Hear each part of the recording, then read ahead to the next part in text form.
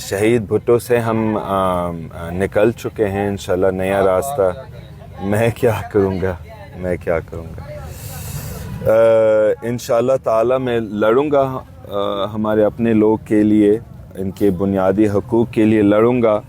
سیاست سے بھی پہلے میں لڑ رہا تھا ہمارے لوگوں کے بنیادی حقوق کے لیے, چاہے وہ اقلیتوں کے حقوق تھے یا عورتوں کے حقوق تھے.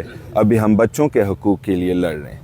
پہلے ہم اس کے بارے میں سوچ بھی نہیں پا سکتے تھے کہ ہمیں بچوں کے حقوق کے لیے لڑنا پڑے گا, مگر ہم اسی حد تک پہنچ کے, ہم اسی پوائنٹ تک پہنچ کے, اسی نقطہ تک پہنچ گئے کہ ہمارے بچے بھی محفوظ نہیں, اور ہمیں ان کے حقوق کے لیے لڑنا پڑے گا کہ ہمارے بچے کو آپ محفوظ جگہ دے تاکہ وہ بچے ہی رہ سکتے ہیں.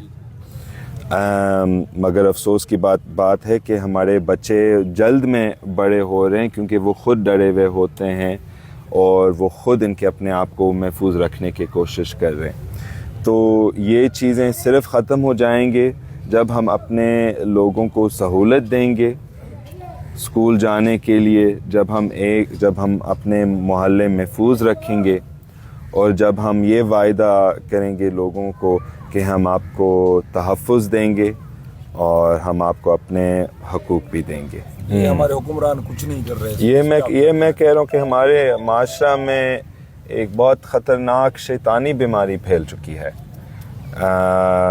جس کے اوپر ہمیں کنٹرول رکھنا پڑے گا جلد سے جلد, اور ہمیں سختی سزا دلوانا پڑے گا جو اس طرح کے کام کر رہے ہیں. جیسے آپ نے صحیح کہا کہ چند دنوں میں 3 واقعے ہوئے ہیں.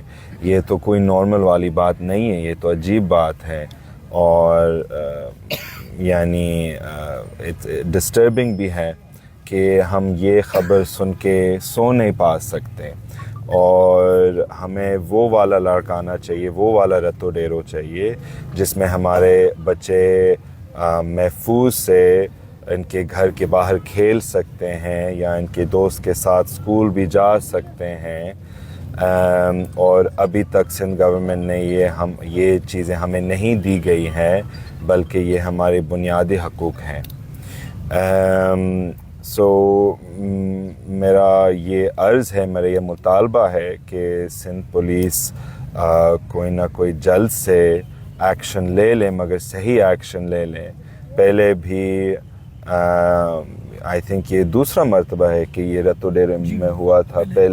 پہلے دو آبڑوں کا بھی واقعہ ہوا تھا. مجھے یاد ہے کہ اس کے چاچا, شاید اس کے جو رشتہ دار تھا, جو اندھا تھا مگر پڑھا لکھا آدمی تھا, اور اس کی مجبوری تھی کہ وہ بھیک مانگ رہے تھے کیونکہ ہمارے سوسائٹی اس طرح کے لوگ کو موقع نہیں دیتے ہیں کہ وہ اوپر جا سکتے ہیں. تو بہت سارے ڈائریکشن سے, بہت کئی راستے سے رکاوٹیں ہیں ہمارے لوگ کے لیے.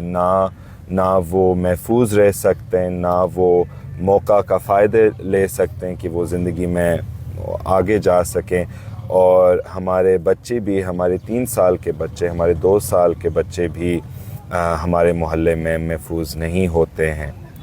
تو یہ افسوس کی بات ہے, اور اگر ہماری سوسائٹی اس پہ ناراض نہیں ہے تو ہمیں سب ناراض ہونا چاہیے, ہمیں سب غصہ میں ہونا چاہیے کہ جو بھی میرا بھائی کا بچہ ہے وہ میرا بھی بچہ ہے.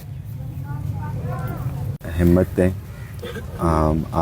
آگے والا راستہ کے لیے, اور آپ کے جنگ کے لیے. یہ ہم سب کا جنگ ابھی بنایا گیا ہے.